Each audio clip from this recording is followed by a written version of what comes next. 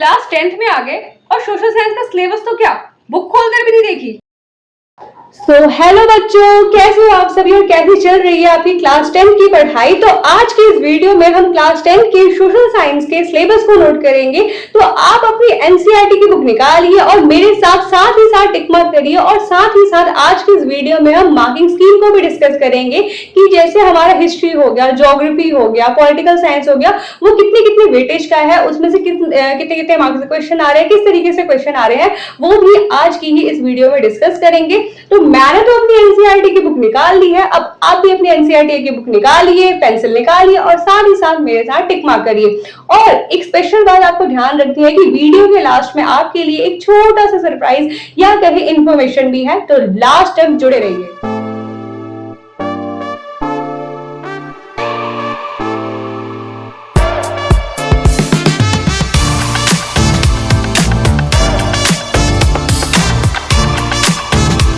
पहले आप लोग इंडेक्स निकालिए। तो इंडेक्स में देखिए हमारा जो इसमें चैप्टर है, उस चैप्टर को देखते हैं कि इंडेक्स में कौन कौन से चैप्टर हमारे दिए हुए हैं।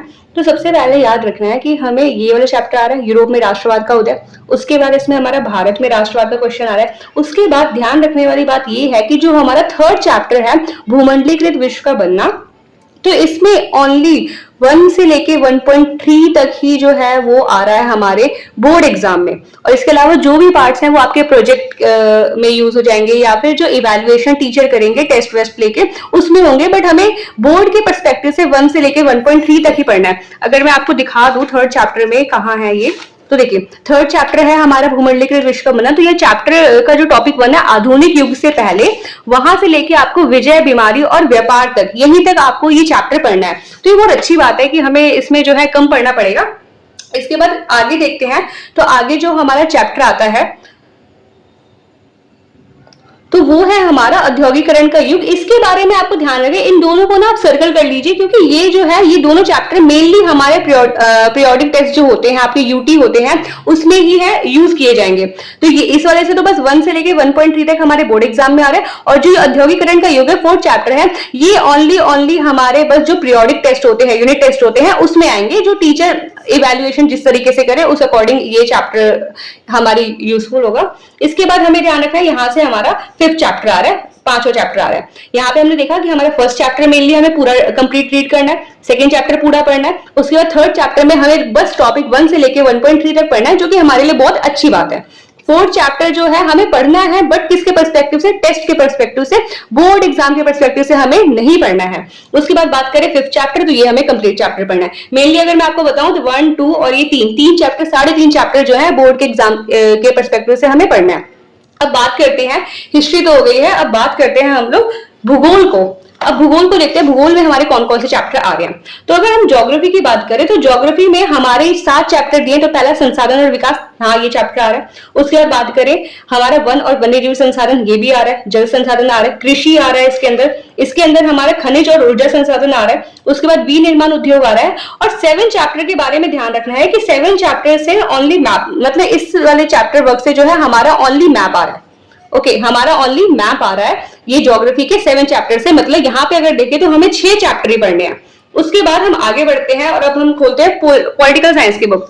तो जो पॉलिटिकल साइंस का आप लोग इंडेक्स निकालेंगे, जल्दी से निकाल लीजिए उसको भी। हाँ, तो पॉलिटिकल साइंस का इंडेक्स हम लोग जब निकालते हैं तो इसमें ध्यान रखना है, हमें इसमें पहले सत्ता की साझेदारी पहला चैप्टर पढ़ना है। उसके बाद इसमें हमें संघवाद पढ़ना है। इसके बाद इसमें हम बात करें हमारा जाति, धर्म और लैंगिक मसले, ये वाला चैप्टर हमें पढ़ना है। फिर इसमें हमें पॉलिटिकल पार्टीज यानी राजनीतिक दल वाला चैप्टर पढ़ना है। और आउटकम ऑफ डेमोक्रेसी यानी हमें लोकतंत्र के परिणाम, मतलब यहाँ पे अगर कुल मिलाकर देखा जाए तो 1, 2, 3, 4, 5 चैप्टर हमें पढ़ना है।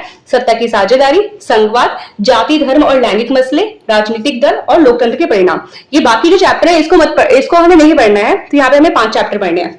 ये हो गया। अब बात करते हैं हम लोग इकोनॉमिक्स की। इकोनॉमिक्स की बुक खोल लीजिए आप लोग, उसका इंडेक्स निकालिए। हाँ, तो अब इकोनॉमिक्स की बात करते हैं। तो इकोनॉमिक्स से हमें डेवलपमेंट पहला चैप्टर विकास पढ़ना है, उसके बाद हमें सेक्टर ऑफ इंडियन इकोनॉमिक भारतीय अर्थव्यवस्था के क्षेत्र ये पढ़ना है, उसके बाद मनी एंड क्रेडिट ये वाला चैप्टर पढ़ना है, और उसके बाद वैश्वीकरण और भारतीय अर्थव्यवस्था ये भी पढ़ना है। बट इसमें ध्यान रखना है जो हमारे बोर्ड एग्जाम में आएगा इससे दो ही क्वेश्चन, मतलब दो टॉपिक मेनली आएंगे। एक तो वैश्वीकरण, व्हाट इज ग्लोबलाइजेशन, ये हमें पढ़ना है, और साथ ही साथ फैक्टर्स दैट हैव इन और ग्लोबलाइजेशन को प्रभावित यानी वैश्वीकरण को प्रभावित करने वाले फैक्टर ये हमें पढ़ना है। तो क्या क्या पढ़ना है इसमें हमें वैश्वीकरण की डेफिनेशन, मतलब वैश्वीकरण क्या है वो पढ़ना है, और वैश्वीकरण के फैक्टर्स, वैश्वीकरण के घटक पढ़ना है हमें। इसमें पूरा चैप्टर रीड करने की हमें इसमें कोई जरूरत नहीं है। उसके बाद बात करते हैं हम लोग इसकी फिफ्थ चैप्टर कंज्यूमर राइट। ये आपका प्रोजेक्ट वर्क है, ये हमें मतलब बोर्ड एग्जाम के पर्सपेक्टिव से नहीं पढ़ना है। तो इसमें भी बात करें तो इसमें भी बात हमें लगभग 3.5 चैप्टर के आसपास पढ़ना है। पहला विकास वाला चैप्टर है, भारतीय अर्थव्यवस्था, मुद्रा साख, और वैश्वीकरण से भी हमें कौन सा चैप्टर पढ़ना है, वैश्वीकरण से भी कौन से, वैश्वीकरण क्या है और वैश्वीकरण के घटक। और रही बात 5वें चैप्टर उपभोक्ता अधिकार वाले टॉपिक की, तो ये हमारा ओनली प्रोजेक्ट वर्क है। ठीक है, आई होप कि आपने सारे बुक में टिक मार्क कर लिए होंगे। यहाँ तक आपको सिलेबस समझ में आया गया होगा। अब हम बात करते हैं यहाँ पे मार्किंग स्कीम की, कि किस तरीके से पेपर में क्वेश्चन आएंगे, किस टॉपिक से कितने मार्क के क्वेश्चन आएंगे। तो चलिए मार्किंग स्कीम को देखते हैं। तो मार्किंग स्कीम को डिस्कस करते हैं। तो सबसे पहले आपको पता है 80 मार्क का हमारा क्वेश्चन पेपर आता है, जिसमें 20 मार्क के हमारा मतलब 80 मार्क का तो पेपर है, प्लस में 20 मार्क्स जो आपका टीचर इवेल्युएट करके आपको मार्क्स देंगे। तो 20 मार्क्स तो आपको स्कूल से मिलने वाले, और 80 मार्क्स जो आप परफॉर्मेंस करेंगे पेपर में उसके बेसिस पे मिलेंगे। 80 मार्क्स का पेपर आएगा, जिसमें 20 मार्क्स हमारे हिस्ट्री से है, 20 ज्योग्राफी से, 20 इकोनॉमिक्स से, और 20 पॉलिटिकल साइंस से। मतलब आप किसी भी बुक को जो है अनदेखा नहीं कर सकते कि एक बुक पढ़ लेते हैं दूसरी बुक छोड़ देते, नहीं, ऐसा नहीं है। पिछले साल से ऐसा हुआ है कि सारे जो बुक हैं हमारे, सारे जो चैप्टर्स बुक हैं, चैप्टर्स हैं, उनसे इक्वल वेटेज रख रहा है।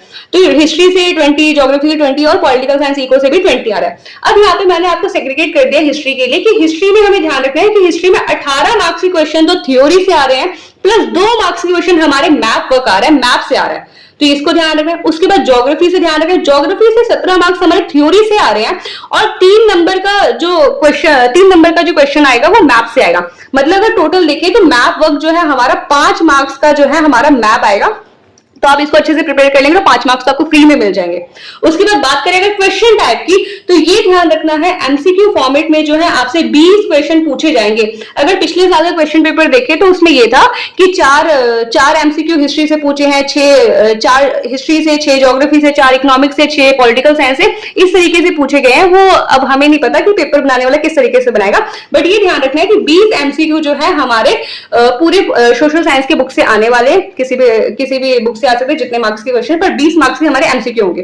5 मार्क्स से हमारे यहाँ पे क्या हो जाएंगे, मैप वर्क हो जाएगा, ये ध्यान रखना है। इसके अलावा वेरी शॉर्ट के क्वेश्चन, शॉर्ट मार्क के क्वेश्चन, वेरी शॉर्ट के जो क्वेश्चन, वेरी शॉर्ट आंसर जो क्वेश्चन होंगे वो 2 मार्क्स का होगा।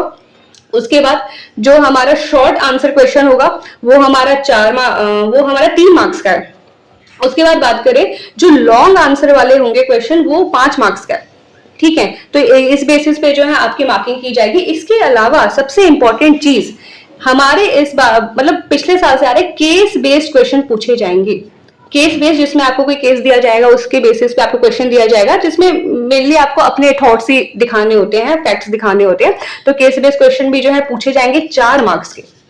ठीक है, तो आपको ये सारे इस अकॉर्डिंग जो है आपको ये बुक पढ़नी है, इस अकॉर्डिंग जो है टॉपिक्स प्रिपेयर करने हैं। तो आई होप कि आपको ये सारा समझ में आया गया होगा, आपने सिलेबस टिक कर लिया होगा और आपने मार्किंग स्कीम को भी देख लिया होगा। तो जैसा कि मैंने आपको स्टार्टिंग की वीडियो में बताया था कि आपके लिए एक सरप्राइज है लास्ट टाइम। तो सरप्राइज या कहें इन्फॉर्मेशन जो आपको देनी थी मुझे, कि इस ची चैनल पे सोशल सूत्रा 2.0 पे मैं आपको क्लास 10th के सोशल साइंस का कंप्लीट सिलेबस जो हमने अभी डिस्कस किया था वो डिटेल थ्योरी के साथ प्लस नोट्स के साथ आपको प्रोवाइड करवाऊंगी, जिसमें आप अपनी स्टडी को और अच्छी तरीके से एनहांस कर सकते हैं। क्योंकि सोशल साइंस जो है पढ़ने के लिए नहीं, फील करने के लिए। तो बने रहिए सोशल सूत्रा 2.0 पे।